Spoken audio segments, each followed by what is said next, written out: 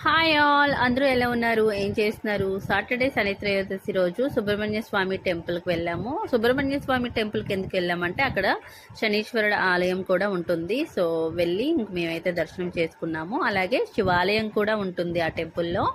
నందీశ్వరుని దర్శనం చేసుకున్న తర్వాత మహాదేవుని దర్శనం చేసుకున్నాము. నందీశ్వరుడికి ప్రత్యేకమైన పూజలు అవి చేశారు. అమావాస్య ముందు రోజు నందీశ్వరుడికి ప్రత్యేకమైన పూజ చేసి అండ్ నెక్స్ట్ డే ఆ రోజు టెంపుల్లో భోజనాలు అవి అరేంజ్ చేస్తారు. అదే విషయం ఏం తెలుసుకుని అండ్ భోజనాలకు కూడా పాల్గొన్నాము. చాలా బాగుంది.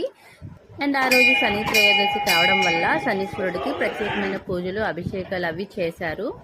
అండ్ ఈ టెంపుల్ మా ఇంటి దగ్గరలో ఉండడం వల్ల మేము ప్రతిరోజు వెళ్ళి దర్శనం చేసుకుంటాము. అండ్ ఈవినింగ్ కావచ్చు లేదా మార్నింగ్ మండే మార్నింగ్ వెళ్తాము లేదా ఎవ్రీడే ఈవినింగ్ వెళ్తాము. ఈ మధ్యన ఇంకా ఎవ్రీడే ఈవినింగ్ వెళ్ళట్లేదు, వెళ్ళాలి వీలు కుదుర్చుకుని.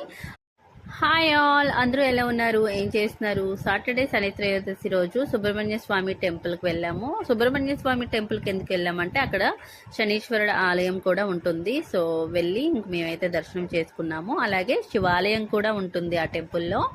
నందీశ్వరుని దర్శనం చేసుకున్న తర్వాత మహాదేవుని దర్శనం చేసుకున్నాము. నందీశ్వరుడికి ప్రత్యేకమైన పూజలు అవి చేశారు. అమావాస్య ముందు రోజు నందీశ్వరుడికి ప్రత్యేకమైన పూజ చేసి అండ్ నెక్స్ట్ డే ఆ రోజు టెంపుల్లో భోజనాలు అవి అరేంజ్ చేస్తారు. అదే విషయం ఏం తెలుసుకుని అండ్ భోజనాలకు కూడా పాల్గొన్నాము. చాలా బాగుంది.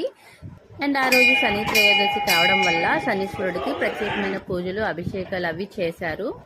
అండ్ ఈ టెంపుల్ మా ఇంటి దగ్గరలో ఉండడం వల్ల మేము ప్రతిరోజు వెళ్ళి దర్శనం చేసుకుంటాము. అండ్ ఈవినింగ్ కావచ్చు లేదా మార్నింగ్ మండే మార్నింగ్ వెళ్తాము లేదా ఎవ్రీడే ఈవినింగ్ వెళ్తాము. ఈ మధ్యన ఇంకా ఎవ్రీడే ఈవినింగ్ వెళ్ళట్లేదు, వెళ్ళాలి వీలు కుదుర్చుకుని.